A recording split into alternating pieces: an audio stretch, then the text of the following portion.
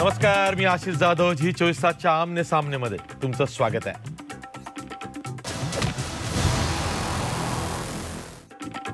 6 डिसेंबर 1992ला बाबरी मशीद पाडण्यात आली होती. ती कशी पडली, काय पडली, त्यावरनं बरंच राजकारण झालं. बरेच हेवेदावे पुढे आलेत. त्यामध्ये लिबरहान कमिशननं चौकशी केली. काहींवरती गुन्हे नोंदवले गेलेत, काहींवरती आरोप ठेवले गेलेत. आरोप प्रत्यारोपातून मोठं राजकारण गेली 28 वर्ष झाली.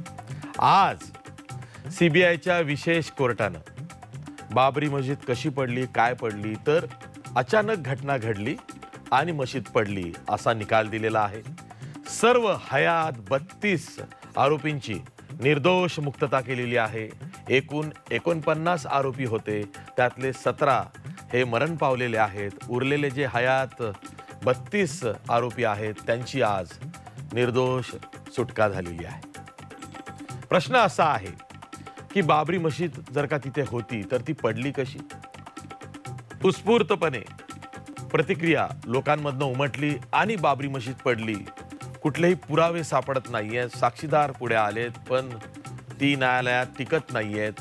CBI हे सगळं मांडण्यात कमी पडलंय का, अशीही चर्चा सुरू झाली आहे. निकालावरती भाष्य करण्याची परंपरा भारतात नाही आहे, त्यामुळं न्यायालयाचा निकाल आपण स्वीकारतो. पण तो स्वीकारत असताना खरंच बाबरी मशीद पाडली गेली होती की पडली होती, ही जी चर्चा आहे ती आता थांबणार आहे का निकालानंतर, हाच कळीचा मुद्दा आहे आणि त्यावरच आज चर्चा करायची आहे.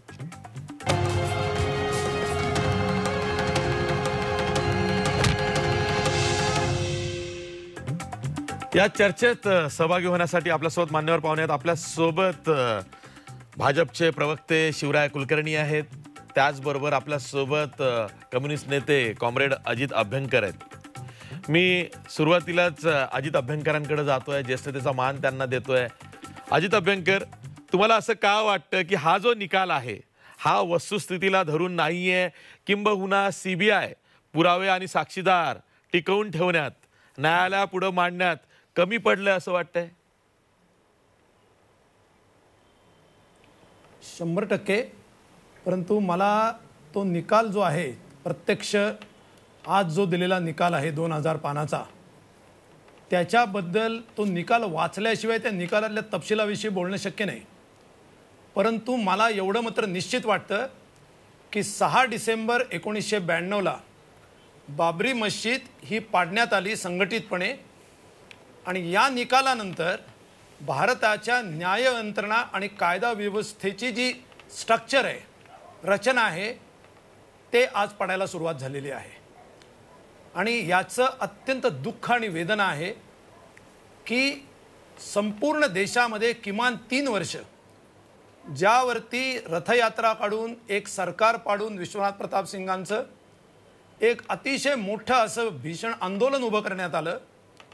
6 डिसेंबरला मुख्यमंत्री कल्याण सिंग यांनी स्पष्टपणे अशी कमिटमेंट देऊन, कोर्टाला कमिटमेंट देऊन, सरकारला कमिटमेंट देऊन, जाहीर कमिटमेंट देऊन की इथे कारसेवा म्हणजे कुठल्याही प्रकारच्या त्या स्ट्रक्चरला कुठलाही धक्का लागणार नाही. आणि तरीसुद्धा अत्यंत संघटितपणे ती मशीद पाडली गेली. परंतु एकाही व्यक्तीला हे कटकारस्थान होतं का नाही हा मुद्दा वेगळा आहे, तो न्यायालयाचा निकाल वाचून आपण बोलू त्याच्याबद्दल. पण मला याची वेदना आहे की एकही व्यक्ती, मग ते 18,000 अनाम कारसेवक असतील, अन्य कोणी असतील किंवा त्यांना चिथावणी देणारे लोक असतील, एकाही व्यक्तीला 1 दिवसाचीही शिक्षा आत्तापर्यंत झालेली नाही.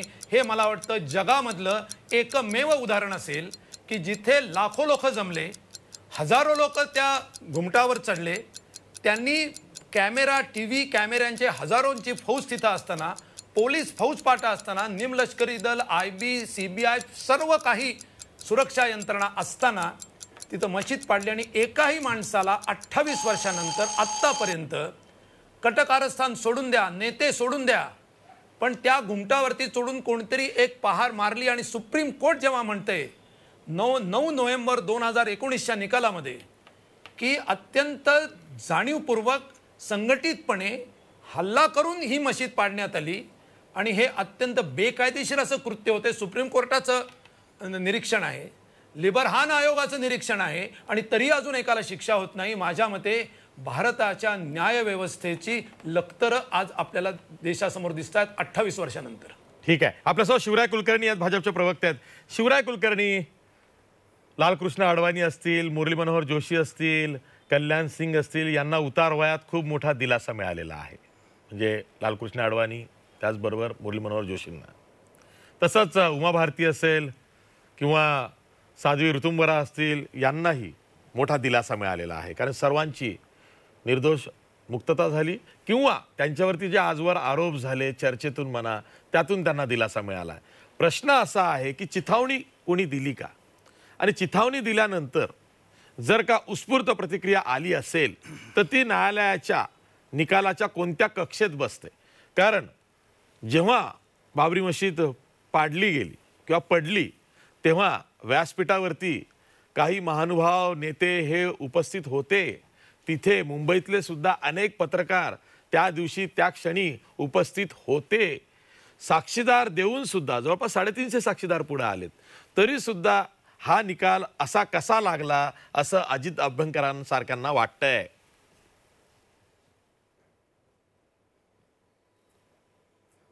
अजित अभ्यंकरांना जे वाटतं ते त्यांनी आता मांडलं. पण या देशातल्या कोट्यवधी हिंदू समाजाला अजित अभ्यंकरांसारखं वाटत नाही. त्या सगळ्यांच्या लेखी आजचा दिवस जो आहे तो लोकशाही समृद्ध करणारा आणि सत्य पराजित होत नाही हे दर्शवून देणारा दिवस आहे. एक गोष्ट नक्की आहे की जे कोणी कारसेवेत सहभागी झाले होते ती संख्या काही 10, 15, 20 हजाराच्या घरात नव्हती. ती जवळजवळ 5-6 लाखाच्या घरामध्ये होती. आणि हा संघर्ष कोणी म्हणत असेल की हा 15-20 वर्षाचा संघर्ष आहे, मुळीच नाही आहे. हा हिंदूंच्या पिढ्यानं पिढ्या चालणारा संघर्ष आहे. या देशाच्या राष्ट्रीय अस्मितेवर परकीय आक्रमकाने लावलेला कलंक जो आहे तो गुलामगिरीचा कलंक पुसण्यासाठी या देशातला हिंदू सातत्याने लढा देत होता. शेकडो लढाया त्यासाठी झाल्या. शेकडो वर्षाचा तो संघर्ष होता. आणि या संघर्षासाठी आम्ही तेव्हापासून सांगतोय, त्या दिवशी जे कोणी मंचावर उपस्थित नेते होते, जे पत्रकार होते, मी सुद्धा त्याचा प्रत्यक्षदर्शी आहे, मंचावरच्या सगळ्या नेत्यांनी सर्व प्रकारचं आव्हान सर्व कार्यकर्त्यांना केलं. पण एक गोष्ट नक्की लक्षात घ्या की हे हिंदू समाजाने ठरवलेलं होतं आणि हिंदूंनी ठरवलं होतं की या देशामध्ये जी छद्म धर्मनिरपेक्षता राबवली जाते, जो सुडो सेक्युलरिझम लावला जातो, मतपेटीच्या नावाखाली हिंदू तुम्हाला माळी महासंघ चालतो, ब्राह्मण महासभा चालते, मराठा महासंघ चालतो, सगळ्या जातीच्या संघटना चालतात. पण सगळ्या जाती जर एकत्र येत असतील आणि हिंदू म्हणून जर समोर येत असतील तर हिंदू हा शब्द या देशातल्या या तमाम ज्यांचा उल्लेख मी नेहमी कंपू म्हणून करत असतो त्या कंपूला चालत नाही. त्या कंपूनी 3-4 दशकं जे वातावरण या देशामध्ये उभं केलं त्याची प्रतिक्रिया हिंदू समाजाने दिली. हिंदू समाजाने जे कोणी आयोजक होते त्यांनी सांगितलं होतं शरयू नदीमधून मुठमुठ रेती आणायची आहे आणि आपल्याला त्या रामचबुतऱ्यावर नेऊन टाकायची आहे, प्रातिनिधिक स्वरूपाचीच कारसेवा आपल्याला करायची आहे. एवढंच आव्हान सगळ्यांना होतं. पण हिंदू समाजाने ठरवलं होतं, साधू संतांनी ठरवलं होतं, सगळ्या समाजाने ठरवलं होतं की एक वेळा आम्ही हा परकीय कलंक पुसू. आणि तुम्ही जेव्हा समाजाचा या पद्धतीचा उठाव होतो, जेव्हा समाजाची ती सामूहिक भावना असते त्यावेळी आपण त्याकडे त्या दृष्टीने त्याच्याकडे बघितलं पाहिजे. आपण तपासलं पाहिजे की अशी घटना एखाद्या देशामध्ये का उपस्थित होते. मला असं वाटतं की निकालाने त्याचा जो अभ्यास केला त्यांना खऱ्या सगळ्या फॅक्ट्स ज्या आहेत त्या सगळ्या त्यांच्या समोर आल्या. जे काही सत्य आहे ते त्यांच्या समोर आलं आणि आज त्यांनी ते निकालामध्ये मांडलेलं आहे. ठीक आहे. अजित अभ्यंकर, कंपू, सुडो सेक्युलर हे काही तुमच्यासाठी नवीन नाही आहे. म्हणजे संघाचं 2 बाबतीत एक मत आहे. एक म्हणजे कम्युनिस्ट आणि दुसरे म्हणजे काँग्रेसी. त्यांच्या बाबतीत संघाचं मत कधीच बदलणार नाही. आधीही ते बदललेलं नव्हतं, पुढेही ते बदलणार नाही. त्यामुळे तुम्हाला या बाबींची सवय आहे. प्रश्न असा आहे की सुप्रीम कोर्टानं जेव्हा निकाल देताना असं सांगितलं की आम्ही आस्थेचा सुद्धा, रिलिजियस बिलीफचा सुद्धा निकाल देताना विचार करू. इट्स नॉट ओनली टायटल सूट. हा काही केवळ जमिनीच्या मालकी हक्काचा खटला नाही. यामध्ये आम्ही रिलिजियस बिलीफ म्हणजे जी काही आस्था आहे धार्मिक तिचाही विचार करू. सीबीआय कोर्टानं सुद्धा इथं तोच विचार केलेला दिसतोय का? तुम्ही जे म्हणताय सीबीआय कोर्टाने नेमकं काय म्हटलंय ते आपण बघू. पण सर्वोच्च न्यायालयाने जेव्हा त्या जमिनीबद्दल जेव्हा निकाल दिला आणि त्या ढाच्याबद्दल जेव्हा निकाल दिला त्यावेळेला त्यांनी तो एक जमिनीचा प्रश्न आणि नेमका हा प्रश्न सोडवण्याच्या दृष्टीने काही विचार करून त्यांनी निकाल दिला. त्याच्याबद्दल आता भाष्य करण्याची वेळ नाही आहे. आस्थेचा विचार त्यांनी त्यावेळेला करायला हवा होता का नाही, तो कायदेशीर घटनात्मक चौकटीत बसतो का नाही, हा विषय आज चर्चेचा नाही, तो आपण बाजूला ठेवू. परंतु त्याच सुप्रीम कोर्टाने असं म्हटलं होतं की हा जो आम्ही निकाल देतो आहे याच्यामुळे जो इल्लीगल गोष्ट झालेली आहे ती बाबरी मशीद पाडण्याची, ती इल्लीगल गोष्ट ही लीगल ठरत नाही आणि त्याच्यामुळे त्याच्याबद्दलची जी फौजदारी कारवाई आहे ती स्वतंत्रपणे आणि लवकरात लवकर तिचं कामकाज संपलं पाहिजे अशी स्पष्ट भूमिका त्यांनी मांडलेली होती. आणि त्याच्या वेळेला त्यांनी असं भाष्य केलेलं होतं की अशा प्रकारचा एक क्रिमिनल फोर्स त्याच्यामध्ये वापरला गेला आणि त्याच्यामधूनच ही मशीद पाडली गेली हे स्पष्टपणे सांगितलेलं होतं. आता तुम्ही जो प्रश्न विचारताय आणि आता कुलकर्णी साहेब जे बोलले त्याच्यामध्ये त्यांच्या म्हणण्याचा अर्थ असा आहे की जर समजा एखाद्या समुदायाने जर ठरवलं की आमच्या भावना अशा अशा आहेत तर तिथं कायदा आणि घटनेचा प्रश्न उपस्थित होत नाही. त्यांनी जर असं ठरवलं, त्यांना जर असं वाटलं, त्यांना श्रद्धेजने असं वाटलं की हे ठिकाण जे आहे ते अमुक अमुक पावित्र्याचं आहे, श्रद्धेचं आहे, तर तिथं कायदा, घटना, सुव्यवस्था या गोष्टी अजिबात आणायच्या नाहीत. फक्त तुम्ही किती संख्येने एकत्र येता आणि तुम्ही किती भावनिक आवाहनं करता हेच फक्त बघितलं जावं आणि अशाच प्रकारे हा देश चालवला जावा अशा प्रकारची त्यांची अगदी क्लिअर त्यांनी अपेक्षा व्यक्त केलेली आहे. आणि हे जे लोक हे मान्य करत नाहीत ते स्युडो सेक्युलर आहेत. असू शकेल, कदाचित आम्ही भारतीय घटना मानतो त्याच्यामुळे कदाचित आमच्यावरती तो आरोप होऊ शकतो, तो आम्हाला मंजूर आहे आणि त्याच्यावर ठीक आहे. शिवराय कुलकर्णी, अजित अभ्यंकरांचं म्हणणं असं आहे की सार्वभौम लोकशाही प्रधान भारतामध्ये राज्यघटना ही सर्वोच्च आहे आणि ती मानणारा सुद्धा एक मोठा वर्ग आहे की ज्याचा हा विश्वास आहे की देश हा कायद्यानं राज्यघटनेवर आधारित त्या चौकटीत राहून चालावा आणि त्या दृष्टीनं ते प्रयत्न करतात. त्यांना कंपू म्हणा, सुडो सेक्युलर म्हणा, ते चालतंय, ते त्यांचा प्रश्न आहे. प्रश्न असा मी तुम्हाला विचारतोय की आज निकाल देताना CBI कोर्टानं काय म्हटलेलं आहे तर पुरेसे पुरावे हे भक्कमपणे आले नसल्यामुळं आरोपींची निर्दोष मुक्तता केली जात आहे. पुरेसे पुरावे न येणे याला जबाबदार कोण? तपास तर CBIनं केला किंवा चौकशी CBIनं केली, CBI कोर्टामध्ये हे सगळं आलं, लिबरान कमिशनचा अहवाल होताच मदतीला. मग अशा वेळी काही ना काही बेनिफिट ऑफ डाऊट मिळाल्यावरती निर्दोष सुटका झाली. नाही तर असदुद्दीन ओवैसी सारखे लोक म्हणतायत आता की मग काय जादू झाली आणि बाबरी मशीद पाडली गेली, हे सर्व जगाने बघितलंय. पण मग आता निर्दोष मुक्तता होते ती कशाच्या बळावर होते असा प्रश्न सर्वांना पडलाय.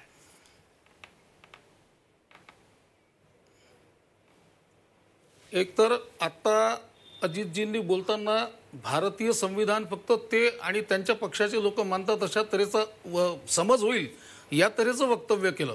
भारतीय संविधान आम्ही मानतो आणि भारतीय संविधान जनसमूहाने तोडलं पाहिजे अशा आशयाचं कुठलंही उद्गार मी केलेलं नाही.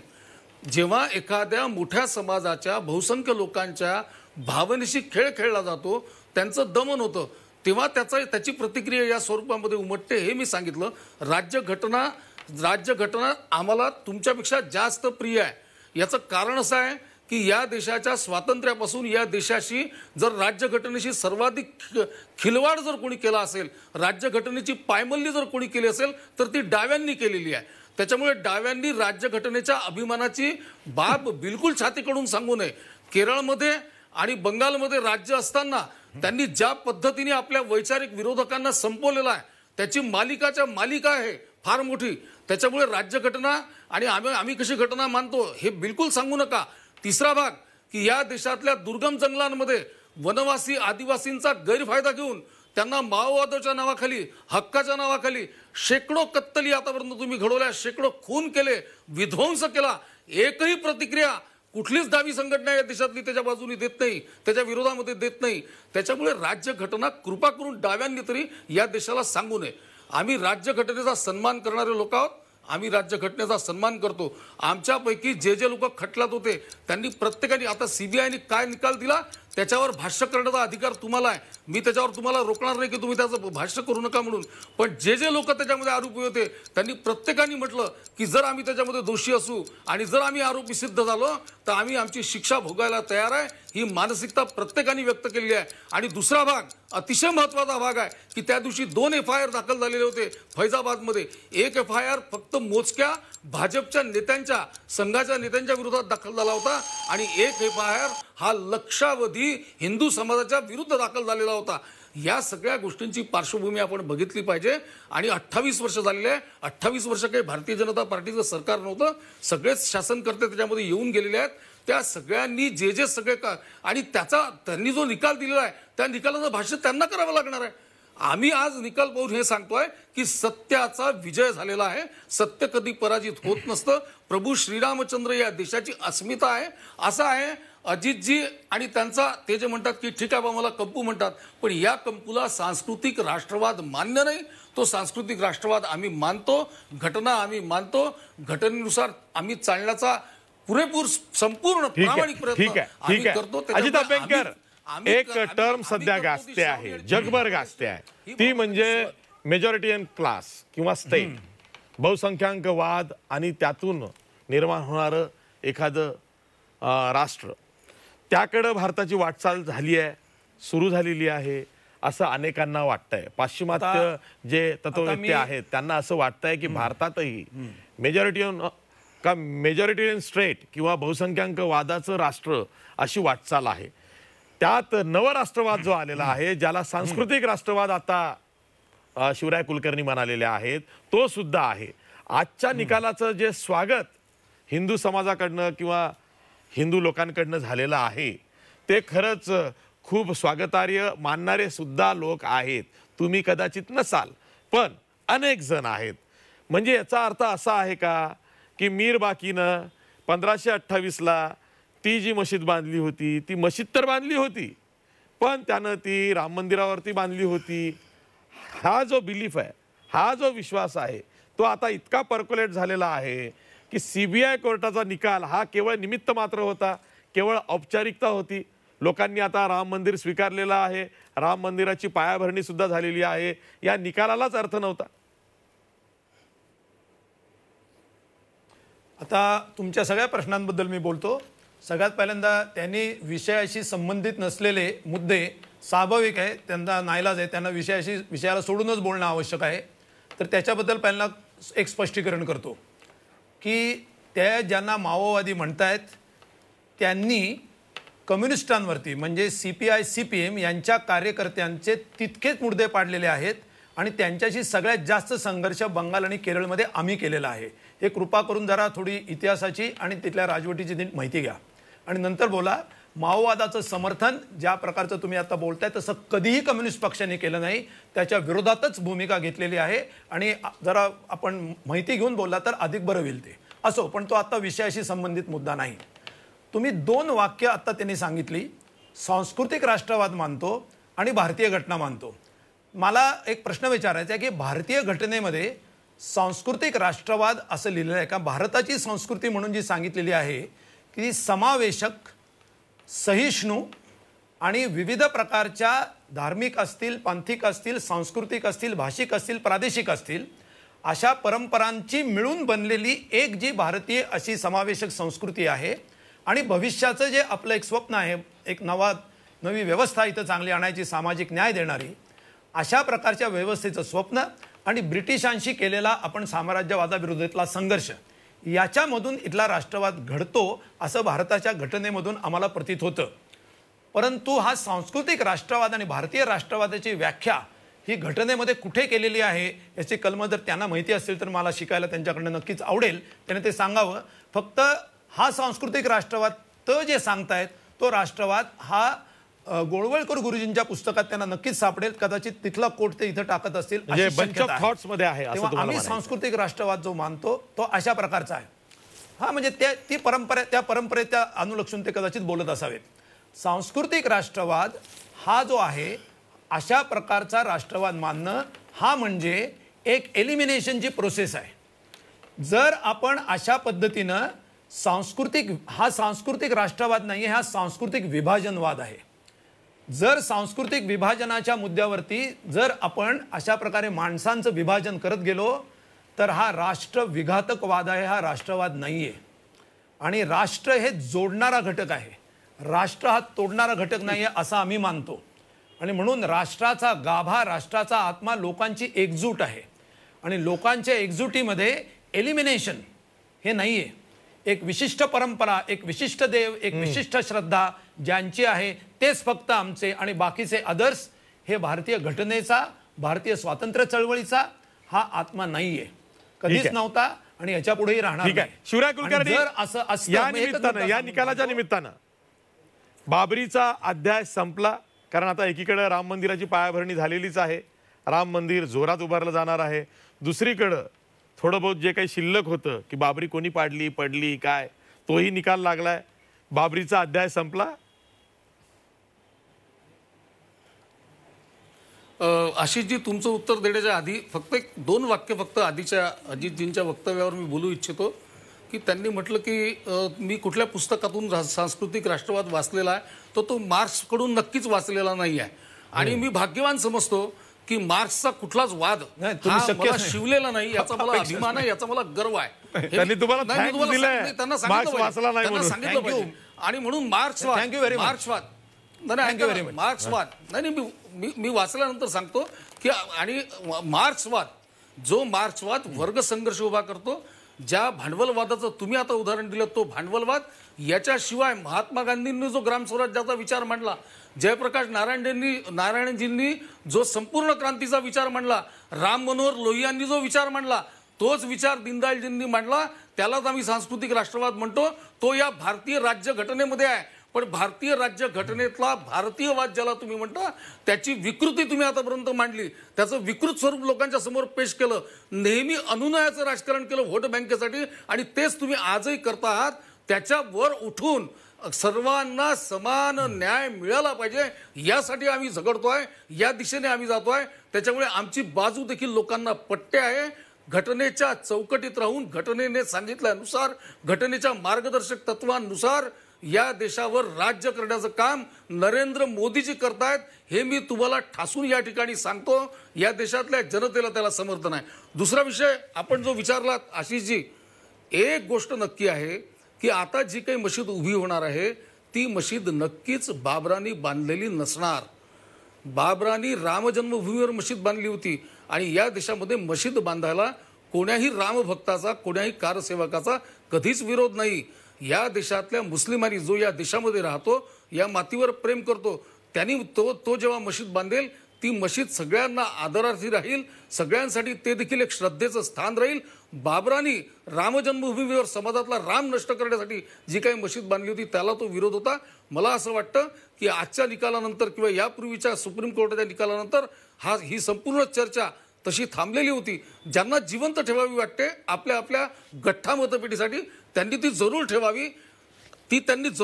त्या सगळ्याला उत्तर देण्याची आमची तयारी आहे. म्हणजे भाजपसाठी आता राम मंदिर हा मुद्दा संपलाय. आता युनिफॉर्म सिव्हिल कोड सारखा विषय भाजप हाती घेणार आहे. बरोबर शिवराय कुलकर्णी? नाही, असं आहे. भारतीय जनता माझा वेळ संपला तरी आमच्या आस्थेचा विषय आहे. आम्ही राष्ट्रीय अस्मिता म्हणून रामाकडे बघतो. राम असतील, भगवान बुद्ध असतील, भगवान महावीर असतील, गुरु नानक सिंग असतील, गुरु गोविंद सिंग असतील, हे आमच्या सगळ्यांसाठी राष्ट्रीय अस्मिता म्हणून आम्ही सगळ्यांकडे पाहतो. हा विषय आमच्यासाठी कधीही संपू शकत नाही. ठीक आहे. अजित अभ्यंकर प्लीज समाप्त. राम हा आमच्यासाठी आस्थेचा विषय राहणार आहे. रामाचं जीवन आमच्यासाठी आस्थेचा विषय राहणार आहे. नाही, मला असं वाटते आशिषजी, आपली चर्चा आजच्या निकालावरती होती. माझा एकच प्रश्न आहे त्यांना, जर तुमचे नेते त्या ठिकाणी 6 डिसेंबरला लोकांनी ती मशीद पाडू नये म्हणून प्रयत्न करत होते, तर ते काहीतरी चुकीचं होतं म्हणून करत होते ना? म्हणजे तुम्ही दोन्हीचं क्रेडिट घेताय. हिंदू समाजाने चिडून पाडली असं तुम्हाला एका बाजूला सांगायचंय.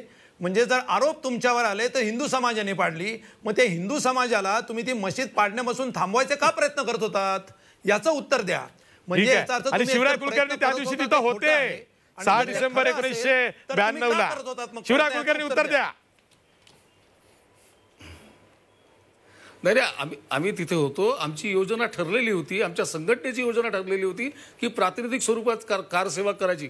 पण एक गोष्ट लक्षात ठेवा, संघटनेच्या वर उठून या देशातल्या हिंदू समाजाने ठरवलं, या देशातल्या विविध पक्षातल्या राजकीय पक्षात काम करणाऱ्या पंथ पक्ष धर्म ओलांडून या देशातल्या लोकांनी बरोबर. ठरवलं होतं की अगदी. परकीय हो, हो, आक्रमकाचा सगळं ठरवलं. कलंक मान्य. पुसायचा.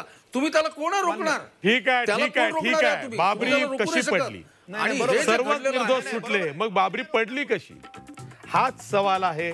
या निकालावरती इथूनही पुढं अनेक आक्षेप शंका घेतली जाईल, पण सीबीआय कोर्टानं जो निकाल दिलेला आहे त्यातून लालकृष्ण अडवाणी असतील, मुरली मनोहर जोशी असतील, उमा भारती असतील, साध्वी ऋतुंबरा हे जे आरोपी होते ते निर्दोष सुटलेले आहेत, किंबहुना त्यांची निर्दोष मुक्तता झालेली आहे.